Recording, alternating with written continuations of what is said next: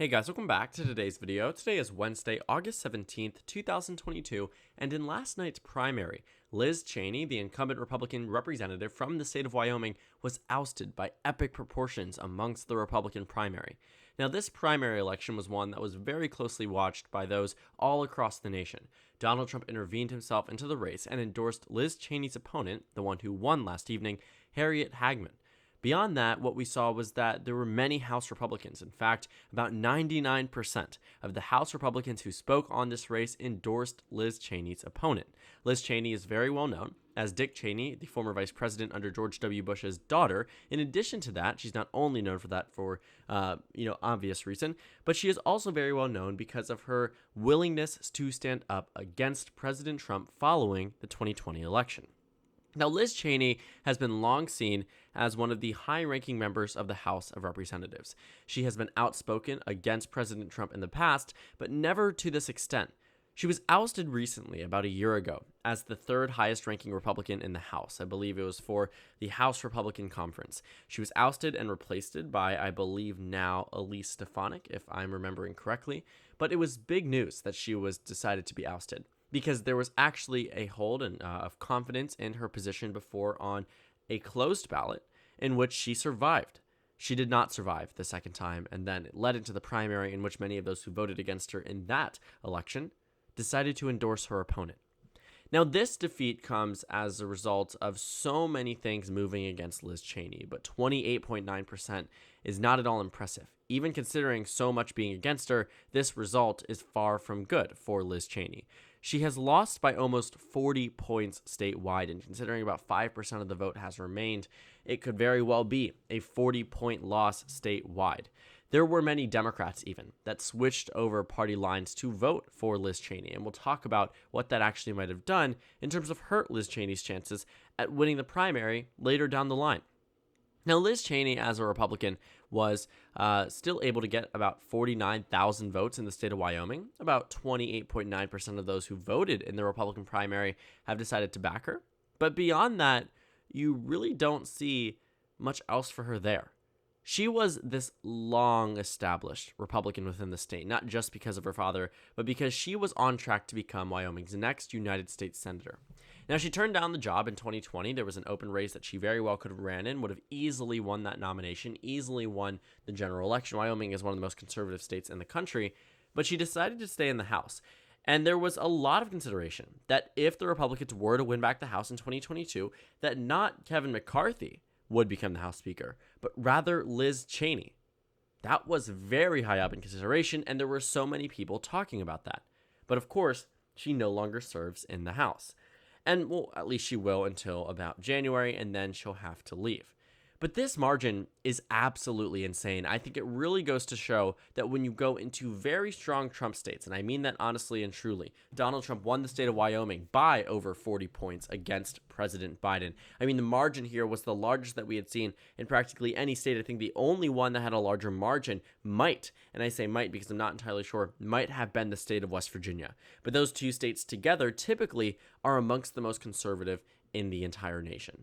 Wyoming was more Republican in 2020 than the state of West Virginia, but surprisingly enough, Joe Biden was still able to win 2 counties in the state of Wyoming. In the state of West Virginia, Joe Biden won 0 out of many more than there were in Wyoming.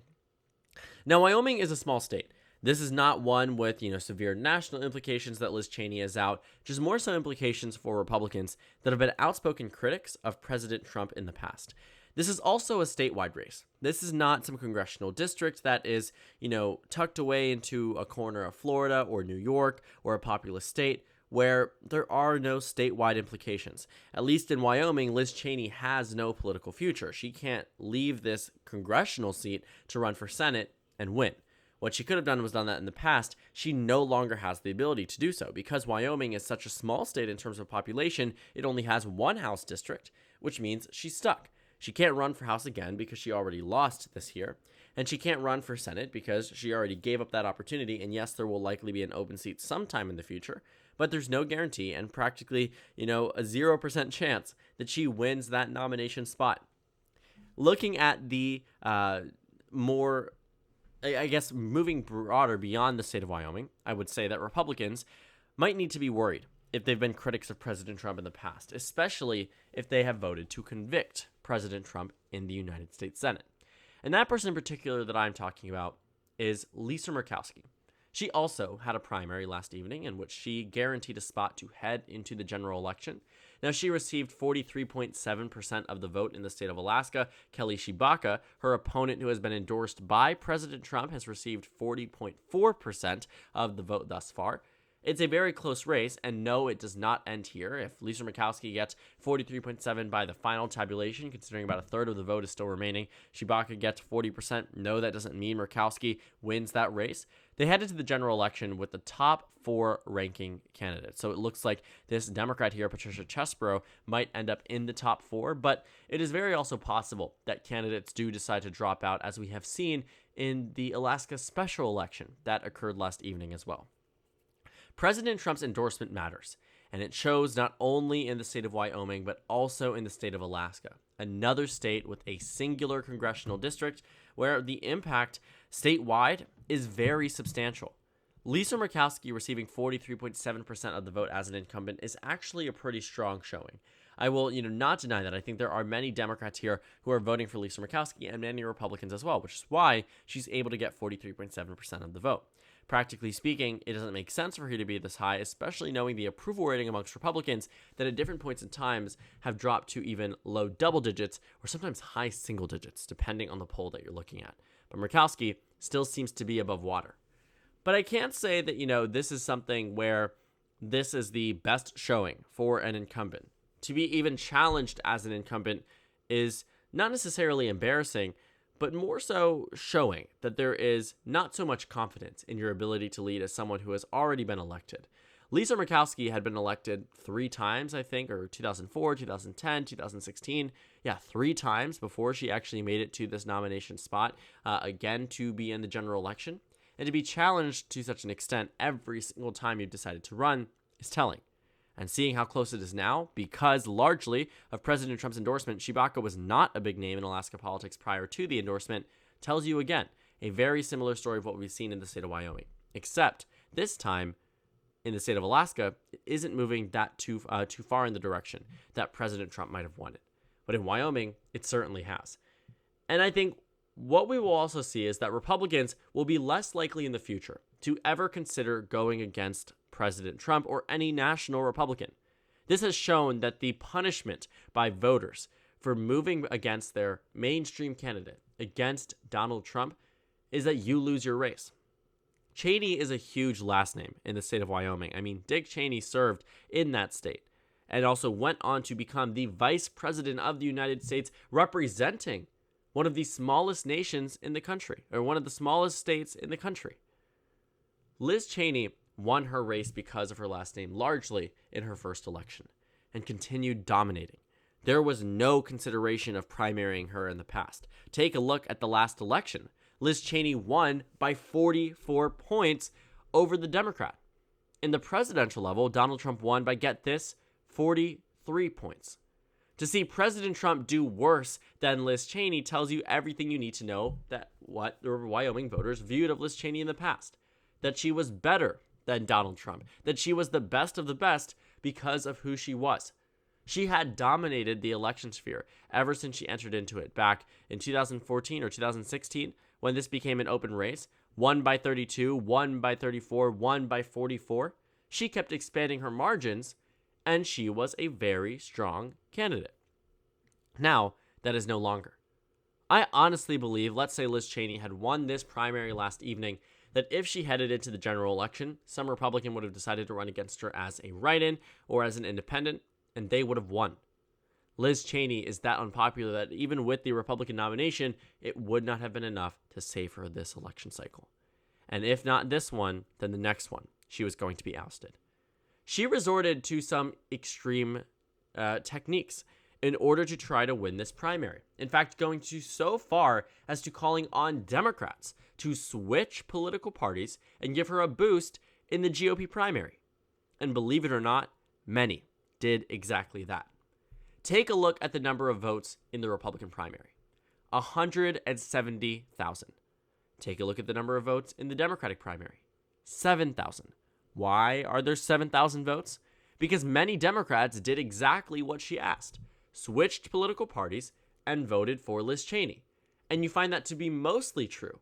In the most Democratic county in the entire state, what you find is that Joe Biden won here with 9,800 votes, 67% of the vote, Teton County. You look at the Wyoming Republican primary, Liz Cheney got about 5,900 votes. Harriet Hagman got about 1,900. You take a look at the difference. I mean, you're talking about President Trump receiving 4,000 votes in this county in the last election. Liz Cheney received more. How is that possible? It's not because all of a sudden Republicans are surging in the state of Wyoming, but more so that Liz Cheney herself convinced enough Democrats to switch political parties, which means there are thousands of voters in the state of Wyoming that were former Democrats that switched parties to vote for her, and yet she still lost her race.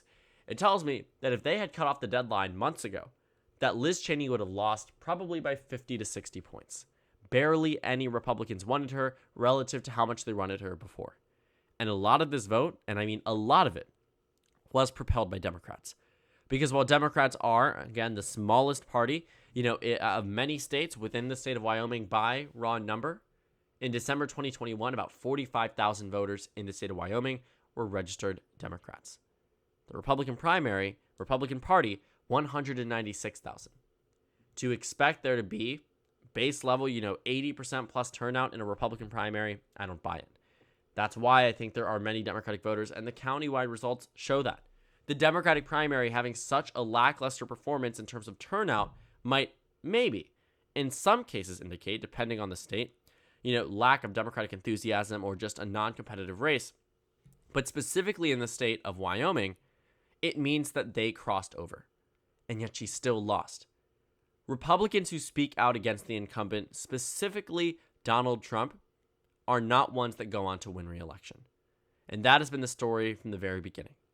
That's why there were only 10 House Republicans that voted to impeach Donald Trump, because they knew that that move alone would cost them everything. And for many of them, it did.